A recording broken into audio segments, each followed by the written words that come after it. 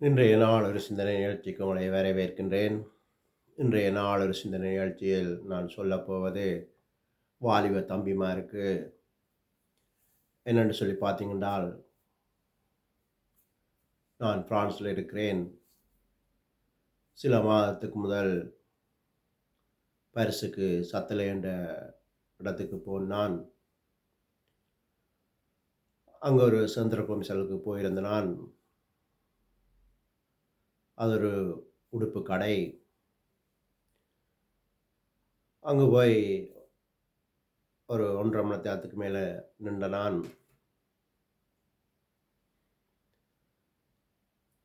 அப்போது அந்த கடையை பார்த்தேன். நல்ல பெரிய கடை. சனங்கள் நல்ல நிறைய பேர் உடுப்புகள் வாங்க வந்திருந்தவர்கள். அப்பதான் எனக்கு ஒரு சிந்தனை வந்தது. ஏன் எங்களால இப்படி கடைகள் போட முடியாது என்று சொல்லி சிந்தித்து பார்த்தேன். அதைத்தான் உங்களுக்கு விளங்கப்படுத்தப் போகிறேன். என்னென்னு சொன்னால், அந்த கடை ஒரு 200 மீட்டர் மெட்கரையாவது வரும். மீட்டர் கரை. அந்த 200 மீட்டருக்கு அந்த பரிசுகள எடுக்கிறேன்னு சொன்னால், குறைந்தது €1,00,000 அட்வான்ஸ் கொடுக்க வேண்டி வரும்.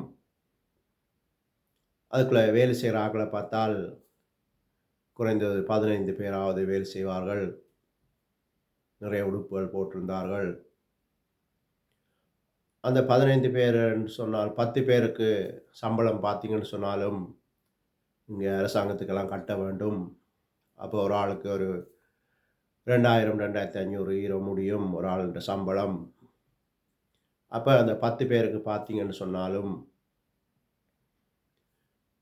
€25,000 வரும் மாச சம்பளம். அதோட அந்த €1,00,000 அட்வான்ஸ். இனி வாடகை பார்த்தீங்கன்னு சொன்னால், குறைஞ்சது ஒரு €5,000 வரும் வாடகை. அப்ப 5,000, 25,000 சம்பளம் 30.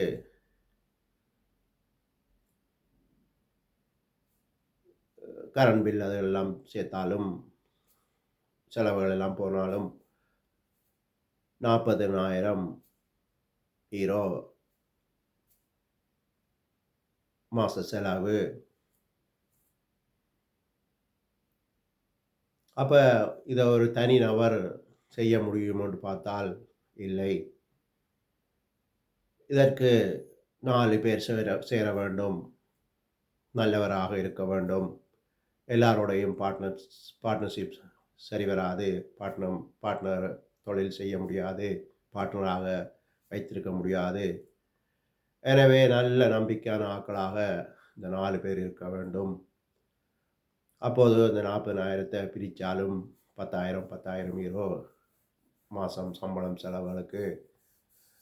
இத விட அந்த அட்வான்ஸ் 1,00,000 என்று சொன்னேன். அப்ப அதில 4ஆ பிரிச்சால் €25,000.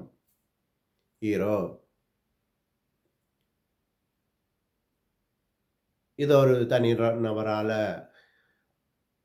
போட்டு செய்ய முடியும். இப்படி செய்யும்போது எங்களாலயும் உழைக்க முடியும். எங்களாலயும் ஒரு அந்தஸ்துக்கு வர முடியும் என்று சொல்லி சிந்தித்தேன். அத விட இந்த வாலிப தம்பிமார் படிக்க வேண்டிய காலத்தில நல்லா படிக்க வேண்டும். சும்மா ஊர் சுத்தி 4 ஃப்ரெண்ட்ஸோடு சேர்ந்து பொழுதை கழிக்காமல், படிக்க வேண்டிய நேரத்தில நல்லா படித்துவிட்டு, திரும்ப படித்து முடித்து நீங்கள் வேலைக்கோ இல்லாட்டிக்கு தொழில் பிசினஸ் செய்ய போறோம்ன்னு சொன்னால், முதல்ல ஒரு சின்ன கடையாக எடுத்து, நீங்க என்ன உடுப்பு கடையோ இல்லாட்டி வேற ஏதும் எலக்ட்ரானிக் சாமானோ, இப்படியாக ஒரு சின்ன கடையாக எடுத்து,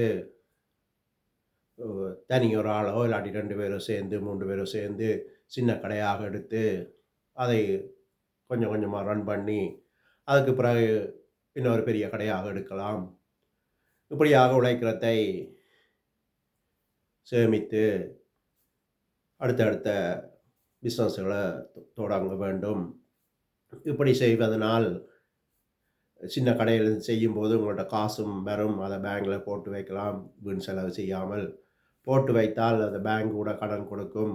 வர் தொடர்ந்து வாரவர், நல்ல நேர்மையானவர் என்று சொல்லி அவர்கள் கூட கடன் தருவார்கள்.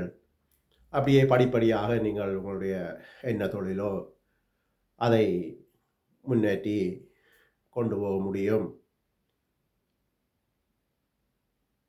இப்ப இந்த பிரான்ஸ்லேருந்து அந்த கடைய பார்த்தீங்கன்னு சொன்னால், யாரோ ஒரு வெள்ளைக்காரனோ, இல்லாட்டி பெரிய தொழிலதிபராக இருக்கலாம்.